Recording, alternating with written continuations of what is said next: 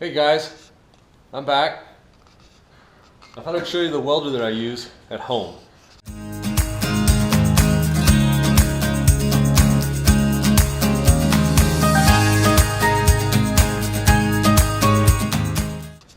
Now I've got a welding video that I posted, I don't know, a year ago about a Miller welder, a 110 version. That's the welder I have at work. It's a welder I use to weld cars up with. I do a little bit of fabrication at work, but not much. That welder gets a workout at work. But since I can't transport a welder from my house to work all the time, I have two welders. The welder I have at work is the second welder I bought, the second Miller welder I bought. This is the first welder I ever purchased. I bought this back in, I'd say 96, maybe 95, 96, somewhere about there. So it's about 20 years old now. I bought it from a Miller store. It was one of the less expensive welders. I couldn't afford a lot back then. I was straight out of high school. But I learned how to weld in high school, and after I got out of high school, I didn't have access to a welder anymore, so I had to go get one. This is the second cart I've had this welder on.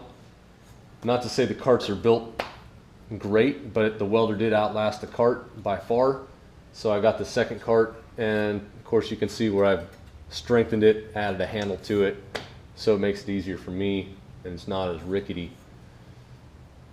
The welder, I can't say enough about the welder.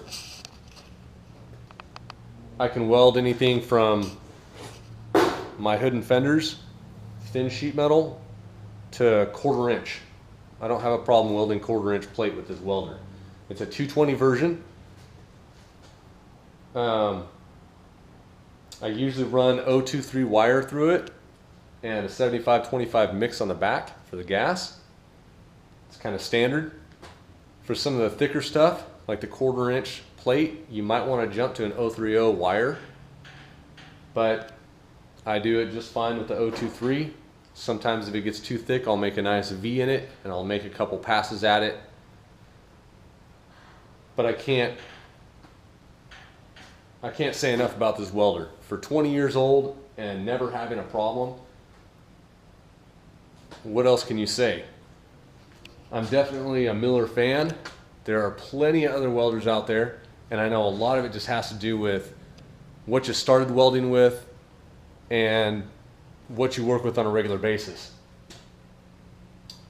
By the way, sorry about the lights. Some of these lights are just kind of placed up to get more light in this area so that I can see better and my videos turn out just a little bit brighter. I did notice in a couple of my videos I tend to hang out in this area because I'm working here, but it's the darker area of my garage. So sorry about the bright lights if they're glaring on the camera too much. But back to the welder, I couldn't tell you how many tanks of gas I put on the back and run through. I couldn't tell you how many spools of wire I've fed through this thing. I constantly fabricate stuff out of metal, and this welder has never let me down. If you get a chance to get a welder, look into Miller. I know it's all a preference thing, and I'm sure there's other welders out there that have lasted for 20, 30, 40, 50 years, as long as you take care of them. I do take care of my equipment. I don't abuse it. I take very good care of my equipment. Millermatic Challenger 220 version. Yeah, I can't say enough about it. I kind of wish Miller would sponsor me. It'd be a trip to be able to get a sponsor by Miller, just to get some of the newer stuff out there. I could use some more metal working tools. My shop is definitely not complete for working on metal, but I make do with what I can. So a little plug for my welder. I do have two welders. They're both Millers. I can't say enough about them. The next welder I buy will be a Miller. I want to buy a bigger welder, something that I can weld thicker steel. I'd like to build some pretty hefty projects. So I'm thinking I want to someday buy a bigger welder. But for now, this welder for home and my other Miller 110 version for work. This version, it's older. It doesn't have the dial that just turns like your wire feed. You get all the adjustment. Older school welders don't have all the adjustment. They have little notches. So that's what you get with this welder. But I don't even know if you could find a welder like this anymore. If you do happen to run across one in a garage sale, I would pick it up if it's less expensive. I wouldn't be afraid to buy a Miller welder. I know a lot of parts, if something goes wrong inside them, a lot of the parts you can buy, you can take it in, you can have it fixed. It's not just one that something's gonna go wrong with it and you're gonna throw it away. This one, fortunately for me, even my other Miller, neither one of them have been sent in to get anything fixed. They both run really strong. So,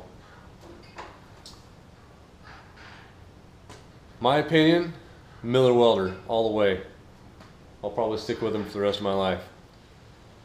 Just a little insight into my welder that I'm using here at the house. Check out my other Miller video.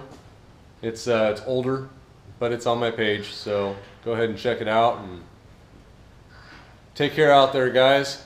Be safe. Wear your safety equipment when you're working with power equipment and welders. Protect yourself. Don't forget to hit that like button and subscribe. I'll have more videos out, fabrication stuff, life vlogs, progress on how the house is going so we can get it ready for sale, all that good stuff. Until then, take it easy.